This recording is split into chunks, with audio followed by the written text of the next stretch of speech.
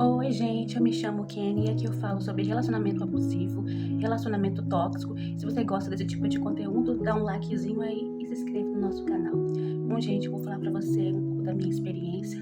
Eu acredito que todo relacionamento tóxico que existe, todo relacionamento tóxico, só se dá quando o outro tem dependência emocional. Dependência emocional é aquela situação que você tem uma tão baixa autoestima, tão baixa autoestima que você fica com medo de ficar sozinha, você tem uma carência absurda e isso faz com que você aceita qualquer coisa por medo de ficar sozinha. Então vamos contar uma experiência que quando eu tive o meu marido, o meu segundo marido, e ele era completamente abusivo e sabia que eu era muito carente e também tinha certeza de que eu gostava dele, ele brigava para poder aprontar. E nessas brigas que a gente teve, como ele morava na minha casa, e quando eu brigava, ficava uma temporada na casa dele, e na casa dele ele tinha transformado a casa em bar, né?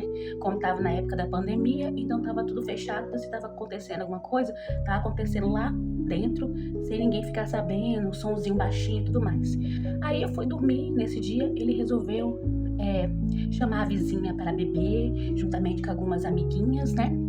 E tipo assim, eles bebendo lá, e sabe como o povo fica alegre, né? Aí as meninas começaram a cantar, sofrência, essas coisas. Ele fez um áudio das meninas cantando e me mandou. E mandou pra mim à meia-noite. E olhando aquilo ali, não entendendo, aquilo não entendendo. Depois ele me mandou um áudio e falou bem assim: Ah, tá vendo o que aconteceu? A gente brigou e eu tô aqui bebendo com as meninas, mas não tá acontecendo nada demais, não. Mas elas estão todas alegres. Tem 5 meninas aqui. Aí eu peguei e desliguei aquele telefone, desliguei e eu fiquei assim, pensando depois daquilo. Depois ele bateu no meu portão, bateu, disse que tava passando mal. E eu ainda boba, abri o portão, ainda dei banho nele e ele dormiu na minha casa. Aí eu fico imaginando depois disso, depois do acontecido, eu falo, gente, que falta de respeito. Por mais que ele resolvesse, sabe, a gente tava brigando, não sabíamos que ia voltar, ele bebia com as meninas e não me falasse nada, coisa assim, ele fazia essas coisas pra me torturar, para me chantagear, dizendo, tá vendo, você não me quis, tem quem queira, e pra me torturar, porque, né, ele sabia que eu tava chateada, que não dava mais certo, que a gente tava brigando, mas eu queria ficar na minha e na dele. Se ele não quisesse mais alguma coisa comigo, não precisava me torturar, não precisava me manipular, assim.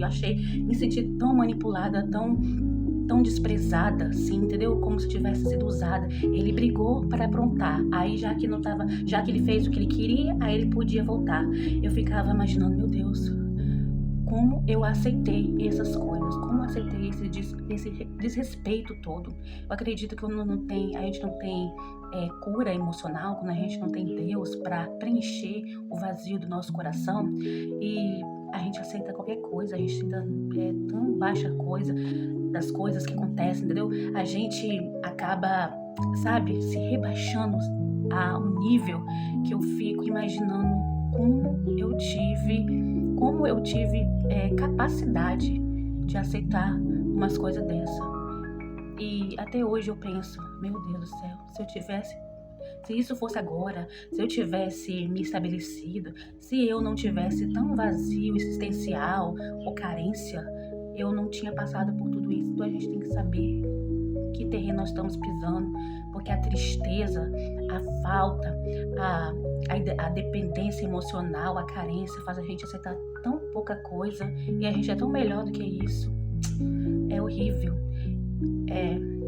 É horrível e a gente tem que pensar em que tipo de pessoa a gente está trazendo para nossa vida, porque tem coisas que a gente pode se arrepender, pode até melhorar, pode seguir em frente, mas tem tanto tempo perdido que a gente fala, meu Deus, se eu pudesse voltar atrás, eu teria recuperado esse tempo.